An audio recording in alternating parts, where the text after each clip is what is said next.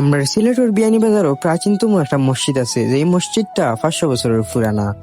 আপনি এই জায়গাত গেলে শুধু মসজিদও নয়, বরং সম্পূর্ণ ফ্রিতে চড়তে পারবা নৌকা এবং দেখতে পারবা প্রাকৃতিক সৌন্দর্য। এই জায়গাটার লোকেশন জানতে হলে সম্পূর্ণ ভিডিওটা ধৈর্য সহকারে দেখবা। হ্যালো এভরিওয়ান, কিতা অবস্থা? আসুন বালা খাইছুন নিবাদ কমেন্টে হইয়া দিবা আপনার পরীক্ষার কিতা সংবাদ। আজকে আমার এইচএসসি লাস্ট পরীক্ষা ছিল, তো পরীক্ষা দিয়ে আমি বন্ধু সানির লইয়া এলাম বিয়ানীবাজার উপজেলার লাউতা গ্রামের একটা খুব সুন্দর মসজিদ এবং তার পাশাপাশি রিসোর্ট। মূলত একটি একটা প্রাচীনতম মসজিদ, কিন্তু মসজিদটার সৌন্দর্য আপনারে অবশ্যই আকর্ষিত করব, কারণ আমি অত জায়গা ঘোরাঘুরির পরেও এই জায়গাটাই কিন্তু আমার খুব মনোমুগ্ধকর করিয়া তুলছে।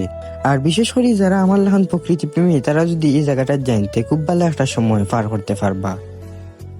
আর বন্ধু সানিও একটু ঘোরাঘুরির পরে উঠিয়া হইলা আমার এই জায়গাটা কিন্তু আজকে খুব ভালো লাগছে। বন্ধু সানিও হইলা যদিও এই প্লেসটা আমার এলাকার, তবুও তেমন আওয়া হয় না।